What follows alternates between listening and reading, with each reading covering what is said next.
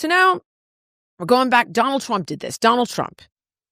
And she's like, we're going to see where this goes with him. And I was like, well, I'm going to tell you right now that if there's peace and the economy works, it's going to go well.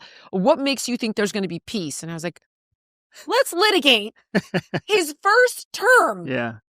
Like, no new wars, took out Soleimani and Baghdadi, like strangled out Iran, wiped out ISIS, had the Abraham Accord. Like, we aren't these things we know? But there's that cognitive dissonance of like, I don't remember any of that. Yeah, I don't want to remember any of that.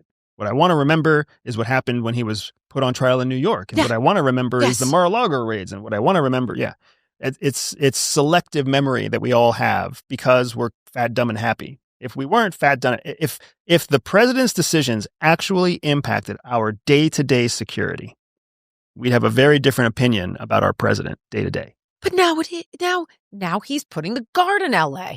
And my answer is, first of all, I love that. But on the other hand, there's a part of me that feels the way I feel with my kids sometimes. Or I'm like, if you fuck this up, are you going to live? You know what I mean? Yeah. I'm like, go ahead and have the courage of your convictions. See how this works out for you, you little shit. Because you're giving them a safety blanket. Because I'm like, all right, they're not going to be irreparably damaged, but they're going to learn a really good lesson. Yeah. So part of me is like, don't send in the guard. Let LA go all the way down again. Let Newsom and Bass hang themselves. Just forget it. Yeah. But somehow they will blame him again. So we kind of come back to, and the reason I care is because if we can't agree on just a few basic things, like the chaos in the street is Trump or it's not Trump. And there are groups that are supposedly now it's coming up that have funded the stuff going on in LA. If you can't agree and you're functioning with totally different truths or completely different ideas of reality, my worry is that you end up with a civil war. That is why I care. That is why I personally am trying to say, I see your concern. This thing where you thought a 5-year-old was arrested by ICE is not actually true. That's it's a lie. It's a 27-year-old that was picked up on the freeway by the police. Like, that's not true. Like, this is a valid concern of yours. I see that. Can you look at this? And that is why my desire isn't actually personally. I'm not motivated. I have a good job. I like my job. I like my wife. I'm not trying to manipulate people to get to an end. Although I hope they learn that from you because that's cool. And I if there are things I needed, I want to know all the tricks. But what I'm deeply concerned about is the fact that one half of our country thinks it's sunny outside and the other half thinks it's a blizzard. Right. I would argue that we are already in a civil war, but we're defining it differently. We still think a civil war means, honestly, when you talk about civil war, people still think that guns have to be involved. Yes. That front lines have to be drawn. Like, that's not what modern war looks like anymore. Modern war looks totally different. And there's a concept in intelligence theory called interstate war versus intrastate war. We are moving into an era where intrastate war is far more valuable and damaging Define that for me. Than interstate war. Okay. So interstate war is the classic war that we're all used to. One country invades another country across international borders. Got it. Right? So Russia, Ukraine, interstate war. Okay. Intrastate means the war happens inside the boundaries of one country. Okay. So if you think about the majority of conflicts over the last 10 years, they've all been intrastate war. Yemen, Libya, Syria, right? These are all conflicts inside the country that have funding that fuels the fire from outside. But Chinese troops aren't dying. American troops aren't dying. Like British and French and Spanish troops aren't dying. It's only the local country that's dying. The whole world, that's all the national security services of the world that study this concept of inter and intrastate conflict have woken up to the fact that it's way more expensive to carry out an interstate war. It's way cheaper and more effective to carry out an intrastate war. And all you have to do is get two sides to fight each other. So what are all the American adversaries seeing when they see the United States? They don't see political divide. They don't see political arguments. They don't see left and right. They see there's an intrastate conflict happening. They're spending their money. They're spending their time. They're radicalizing themselves. They're tearing themselves apart. And we are just sitting here watching. And where we can, we'll sneak in a Facebook ad. And where we can, Bots and all of and we'll just make sure that we throw fuel on the fire. But we don't have to cross a border. Or rotting from the inside. Yep, because they don't even, and again, our adversaries are looking at us, and they're saying, if we get involved, this is what, again, going back to 9/11, the lesson that was taught to the Russians and the Chinese and the North Koreans of the world is that if you unify the United States, you're fucked. If you go in there and you give them something else to argue about, you give them an enemy that isn't each other, they will rally behind their national identity and they will tear your ass open. And that's what happened in World War II. So now, like, everybody treats us with kid gloves, not because they're just dependent on our economy. When we talk about success in the health and wellness space, people usually focus on the product. Maybe it's killer protein powder, a sleek activewear line, a smart home workout program. But what most people don't realize is that the real magic often happens behind the scenes. Take some of your favorite brands like Alaya Naturals, Skims, or mine, for example. Yeah, I mean, we've got the products and the hype, but we're also using something that makes the selling part smooth and seamless.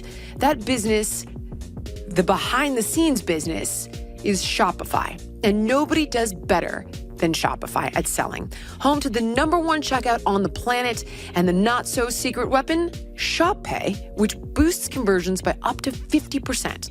That means fewer carts get abandoned and way more sales actually go through. So if you're serious about scaling your business, your commerce platform better be ready to meet your customers where they are online, in-store, in their feed, and everywhere in between. Because businesses that sell more, they sell on Shopify. Upgrade your business and get the same checkout Alaya and Skims use. Sign up for your free $1 per month trial period at shopify.com/Jillian. That's shopify.com/Jillian, all lowercase. One more time, shopify.com/Jillian to upgrade your selling today. Right now, the headlines are chock full of data breaches and regulatory rollbacks, making us all vulnerable. But you can do something about it. Delete Me is here to make it easy, quick, and safe to remove your personal data online. Delete Me knows your privacy is worth protecting. Sign up and provide Delete Me with exactly what information you want deleted, and their experts take it from there. Delete Me isn't just a one-time service. Delete Me is always working for you, constantly monitoring and removing the personal information you do not want on the internet. For me, I feel so much more secure knowing that my personal info has been wiped from the web, simply because I don't get all the robocalls. I worry far less about identity theft and so much more. So take control of your data and keep your private life private by signing up for Delete Me. Now, at a special discount for our listeners, today get 20% off your Delete Me plan by texting Jillian to 64000. The only way to get 20% off is to text Jillian to 64,000. That's Jillian to 64000. Message and data rates may apply. Of course, they want our economy. They want U.S. dollars. They want U.S. customers. But they also know, just leave the United States alone and it's going to burn itself down, right? China, especially, a country that's been around for 5,000 years and has seen the kind of change that they've had internally, they're like, just leave that country alone and they'll kill themselves. Okay, so the analogy I mention all the time is like ants in the jar. People have heard about this one, maybe like a meme on Instagram, but it's stuck in my head. You got red ants in a jar, you got black ants in a jar. Could be white people, black people, could be Jews, Muslims, it could be Democrats and Republicans. Everybody's doing their own thing, going around, living their life, crawling up the twig, building their lamp farm, whatever, until some asshole shakes the jar up. Okay. Then they all go to war. Who's shaking the jar is my question then. The legacy media is shaking the jar,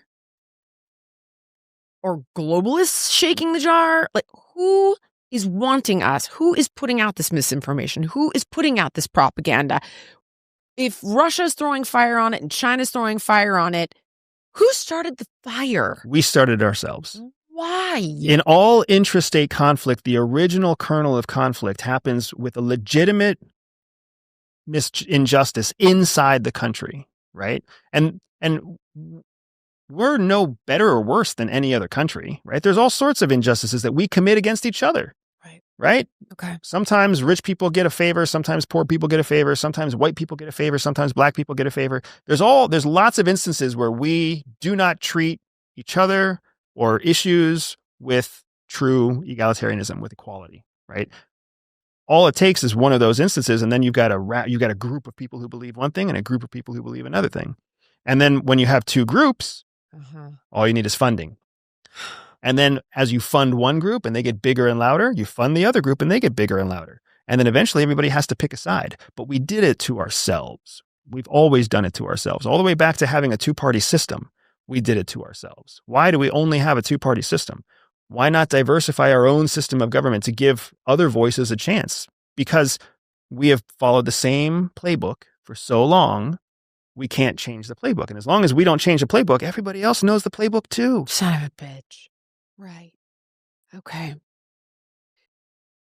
What is the answer, though? Because nothing is getting better. And I am seeing people, for the sake of ego that you mentioned in the beginning, try to bring about the worst possible scenario just to say, I told you so. So, to give you an example, if we go back to Trump and the tariffs, I don't know if this is going to work or not. I do know why he's doing it. Mm-hmm. Could he have gone one territory at a time? Was there a way to be less bombastic? I'm sure. But there's no way to know if this was going to work because the courts hogtied him, as we had mentioned I had mentioned in the beginning of the show. Now we got to pay $60 billion back in tariffs. And we failed. You have ensured a failure just so you can say, is this what you voted for? It's your country. Yeah. It's your economy. How do you override that? It is crazy, the things I have seen. And if we even table that just in my wheelhouse. And again, I don't mean to be redundant for anyone who's heard me talk about this, but in health, Kennedy is skeptical of fluoride in the water. We do have a pretty robust amount of data that when young kids take too much fluoride in, it impacts their IQ. And you've heard other doctors and other subspecialties warn of different things from a musculoskeletal perspective, thyroid function and endocrine system. When you Google, I swear to God, who profits off of fluoride in the water? It is really scary shit. It's toxic waste that they don't need to dispose of. And you're like, all right, this is definitely alarming. As the temps start to rise, I get that familiar urge to refresh my closet. But I am done wasting money on trendy pieces that I wear once, which is why I'm obsessed with Quince. The clothes are timeless, elevated, built to last, no insane markup. I'm talking about 100% European linen shorts and dresses that start at just $30. Italian leather platform sandals, luxe swimwear that looks straight off a runway but costs half of what you'd expect. Quince partners directly with top-tier factories, cutting out the middleman so you get designer quality at a price that actually makes sense. And they only work with ethical, responsible manufacturers who care about people and the planet. Personally, I stocked up on the linen tees and the tanks, and believe it or not, a killer summer dress. Occasionally, I do wear dresses. And honestly, it finally feels like my wardrobe matches my standards. Upgrade your wardrobe at quince.com. Luxury should never mean compromise. Team, give your summer closet an upgrade with Quince. Go to quince.com/Jillian for free shipping on your order and 365-day returns. That's QUINCE.com/Jillian to get free shipping and 365-day returns. Quince.com/Jillian. Thank you so much for watching.